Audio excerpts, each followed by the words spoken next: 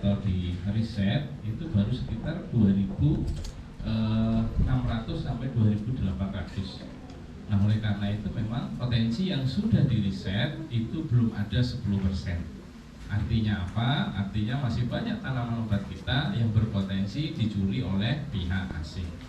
Nah, rekan-rekan sekalian, sebelum saya buka diskusi tanya jawab, saya ingin menggambarkan dulu.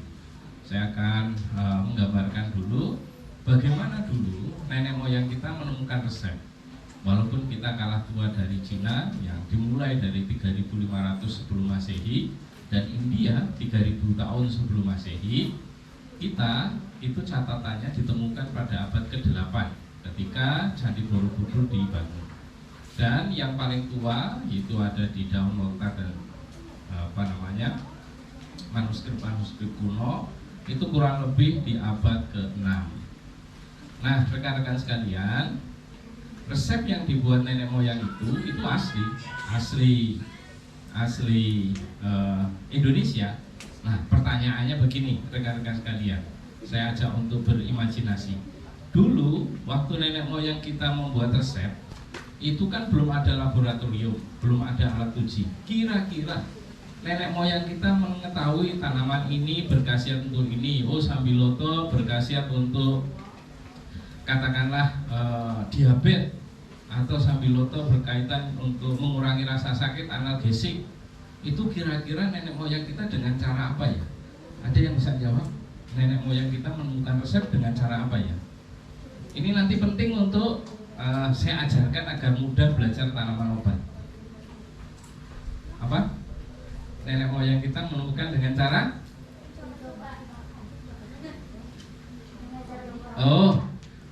Ada yang temannya menjawab, dicoba dengan cara dimakan. Ada tanaman, dicoba, kasihan. Begitu dicoba, mati. Kira-kira siapa ya yang mencatat? Ada lagi? Boleh, nggak apa-apa, dicoba-coba, oke. Itu. Apakah argumentasinya itu bisa dipatahkan atau tidak? Ada? Nah, baik, literatur yang paling kuat itu ada dua. Yang pertama dari kebiasaan hewan. Dari kebiasaan hewan yang ditiru oleh manusia. Contoh, saya mau buka aja. Di ruangan ini ada nggak penggemar kucing?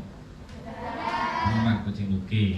Ini berarti pertanyaan saya akan mudah dijawab. Kalau kucing sakit, kucingnya yang sakit, itu secara alami pergi kemana? Kucing yang sakit secara alami akan pergi ke, ada yang ke hutan, ada yang ke rumput. Kalau yang ke hutan itu agak berimajinasi terlalu tinggi karena nggak pernah mengikuti kucing. Nah, yang agak mendekati pas ini ke rumput. Oke. Pernahkah melihat kucing yang di situ ada rumputnya, kemudian kaki depannya itu menggali, kemudian dia makan sesuatu dan muntah? Ada yang pernah melihat? Nah, kira-kira pertanyaannya, yang dimakan apa itu? Oke, yang dimakan rumput. Rumputnya rumput apa? Rumput hijau. Susah namanya, rumput hijau aja gitu ya. Ada yang menyebut alang-alang. Ada lagi? Nah, rekan-rekan sekalian, yang dimakan adalah akar rumput teki. Jadi umbinya rumput teki.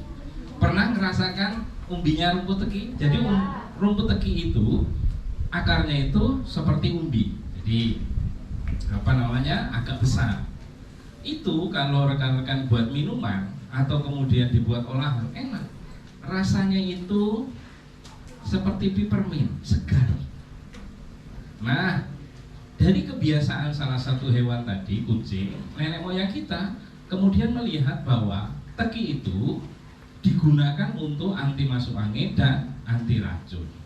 Akhirnya di catatan kuno, umbi teki itu digunakan untuk yang keracunan dikasih teki, kemudian yang masuk angin, yang perutnya kembung dan seterusnya dikasih umbi teki. Dan sampai hari ini banyak resep anti masuk angin itu menggunakan umbi teki.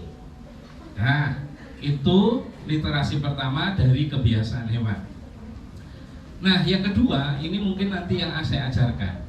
Literasi yang kedua, nenek moyang kita menemukan resep itu berdasarkan tanda-tanda yang ada pada tanaman tersebut. Contoh, rekan-rekan sekalian tahu tanaman putri malu? Kalau disenggol, menutup, masuk malu. Apa ya? Menutup ya, mingkep kalau di bahasa Jogja di sini. Nah, kira-kira Tuhan sudah memberi tanda-tanda pada tanaman putri malu itu, kira-kira untuk penyakit apa ya? Kalau disenggol dia menutup. Luka, masuk akal. Putri malu kalau disentuh kan dia menutup. Kira-kira Tuhan mengendaki bahwa putri malu ini untuk penyakit apa ya? Kalau disenggol menutup. Jantung, masuk akal. Pokoknya yang begini. Disenggol menutup. Ternyata rekan-rekan sekalian, putri malu itu resep kunonya untuk penyakit insomnia. Jadi orang sulit menutupkan kelopak mata. Nah itu. Nah nanti tugas yang muda-muda ini membetulkan itu dengan riset yang lebih dalam. Assalamualaikum warahmatullahi wabarakatuh. Perkenalkan, nama saya Damai. Di sini saya mau bertanya tanaman obat untuk penyakit asam lambung. Tanaman obat untuk penyakit asam lambung. Cukup itu aja ya. Pernah melihat lidah buaya dibuka, itu warnanya apa? Bening kehijau-hijauan. Kalau agak lama kena matahari, agak sedikit kuning. Nah, rekan-rekan sekalian, lidah buaya itu Tuhan sudah berikan. Di samping ada fungsi yang lain, itu terbaik untuk asam lambung. Tapi caranya yang benar. Oke, saya ajari caranya yang benar. Ketika panen lidah buaya, dipotong dari pohon lidah buaya daun. Jadi batang lidah buaya itu daunnya model seperti itu. Oke, terus kemudian ujungnya juga dipotong. Jadi ambil kurang lebih 2 cm dari batang. Jadi kalau memang nggak dipotong, lidah buaya diambil, kemudian ambil 2 cm dari bawah, itu dibuang. Karena ada faktor kemungkinan yang paling bawah itu ada racunnya. Kemudian paling atas, ambil 2 cm yang sudah agak memucuk itu dibuang. Kemudian dibelah tengahnya, diambil dagingnya. Kemudian setelah itu, cuci hanya sekali dengan air matang. Sekali saja. Ya. Cuci dengan air matang, setelah dipotong-potong, cuci sekali dengan air matang, dimasukkan ke gelas, boleh ditambah madu, boleh ditambah gula merah, gitu. Terus kemudian diberi air panas atau air hangat, kemudian diminum, enak. Kenapa hanya nyuci sekali? Karena yang bermanfaatnya adalah lendirnya, lendir lidah buaya itu. Kalau nyucinya terlalu bersih, itu nama apa? Itu sama aja nanti beli nata de aloe. Iya, bukan koko. Koko itu kan kelapa. Nah, koko itu kan kelapa. Nah, kalau yang dari lidah buaya nata de aloe. Nah, itu lendirnya udah bersih, enak memang. Nah, karena asam lambung itu tadi yang berfungsi utama adalah isinya atau lendirnya. Perkenalkan, nama saya Alia. Mau nanya, kan ini pembuatan obatnya itu dari tanaman. Nah, kalau misalnya bikin jamu dan obat-obat lain itu khusus tanaman satu itu aja yang diolah jadi obat, atau ada campuran lain yang emang khusus buat tanaman itu? Jadi tanaman itu juga akhirnya juga membuat keunikan sendiri. Ada tanaman yang untuk obat tertentu bisa berdiri sendiri, tanaman itu saja. Tetapi untuk obat-obat yang lain, itu memang tanaman itu harus berkolaborasi atau bersama dengan tanaman-tanaman lain. Itulah dalam bahasa sehari-hari disebut meracik jamu. Jadi meracik jamu itu menggabungkan antara beberapa tanaman untuk pengobatan tertentu. Contoh begini, rekan-rekan sekalian, misal ini ya, saya contohkan yang paling mudah saja, kena batu ginjal. Ya, begitu kena batu ginjal, seorang peracik harus paham dulu bagian mana yang kena, definisi penyakitnya apa, baru kemudian mencari tanaman yang digunakan untuk pengobatan. Definisi penyakit batu ginjal adalah adanya endapan kalsium atau batu asam urit di saluran urin atau ureter. Itu definisinya. Oke, berarti seorang peracik akan mencari bahan yang bisa memecahkan tanaman yang ada di saluran urin atau ureter tersebut. Pertanyaannya, apakah ada gejala yang menyertai penyakit itu?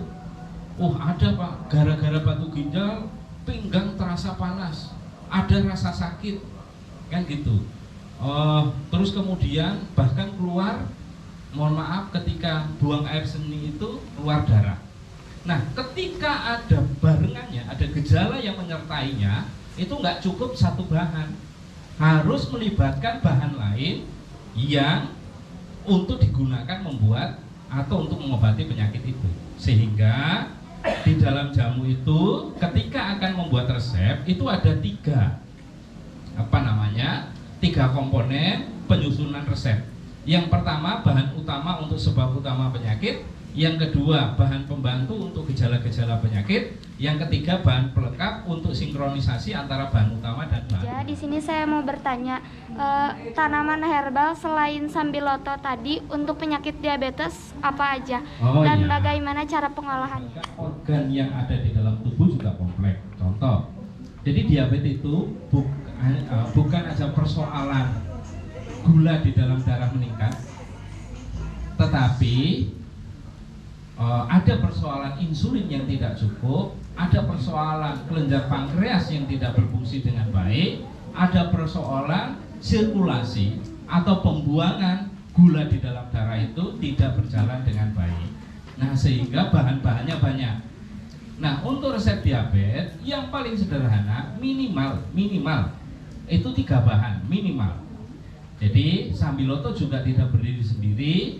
Sambiloto, temu ireng, brotowali. Nah, ini komposisi 3 bahan ini untuk orang yang kena diabetes awal ini bisa. Tapi kalau sudah kena diabetes lanjut, paling tidak ada 5 bahan. Jadi untuk yang diabetes awal cukup 3 bahan ini: sambiloto, brotowali, temu ireng.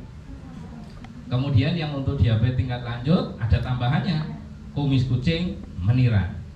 Untuk yang tingkat lanjut lagi ada tambahannya lagi. Jadi tingkat lanjut kan ada diabetes non permanen, ada yang diabetes permanen. Nah, semakin parah, semakin tinggi kadar gulanya dan semakin sedikit kan insulin yang bisa diproduksi oleh pankreas, bahan yang digunakan itu semakin nempel di dinding di dinding ususnya gitu. Nah, itu satu. Harus seperti apa meminum jamu yang baik itu. Yang keduanya, khusus untuk saya sendiri, untuk menurunkan berat badan agar saya langsing kembali.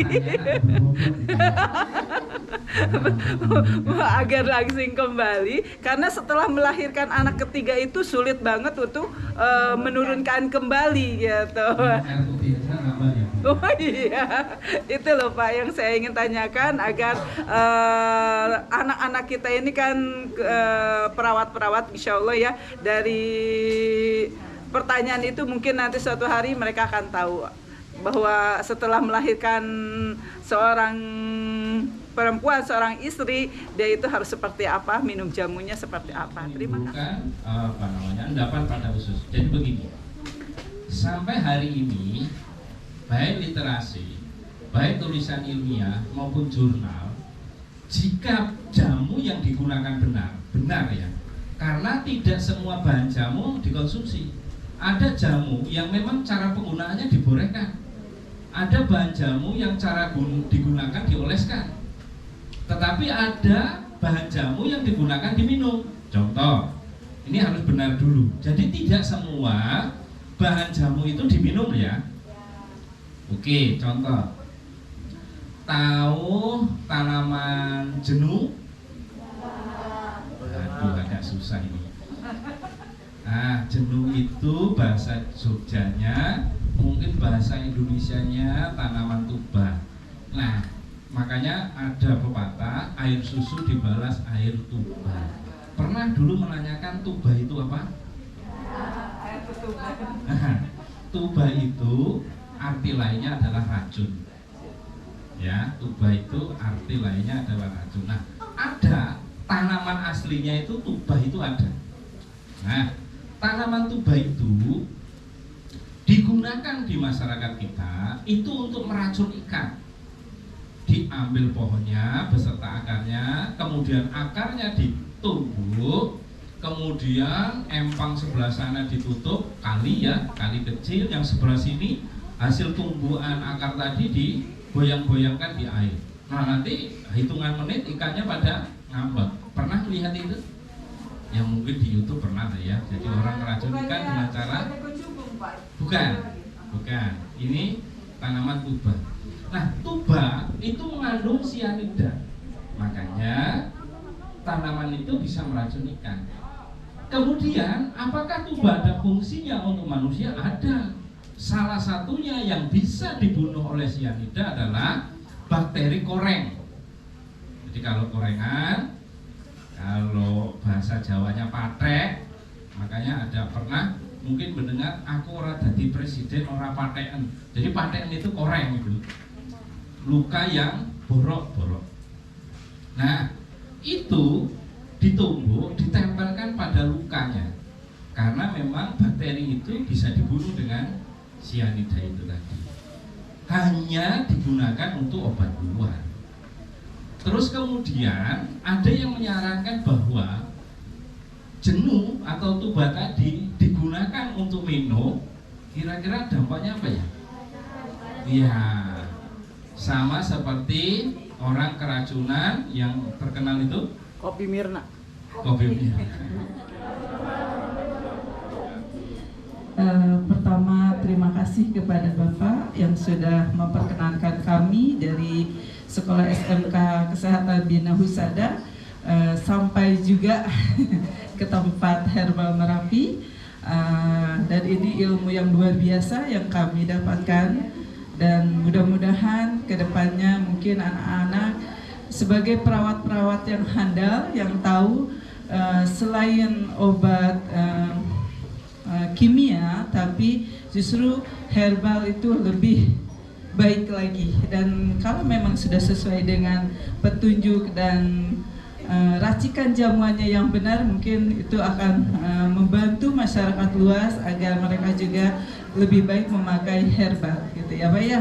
Dan keduanya, kami dari pihak sekolah sangat-sangat beruntung sekali berada di sini, dan anak-anak semuanya juga mendapatkan ilmunya yang luar biasa, dan kami ucapkan banyak-banyak terima kasih kepada Bapak di sini, dan juga nanti dari pihak sekolah. Ini adalah kurikulum kami yang mewakili Ibu Kepala Sekolah yang akan memberikan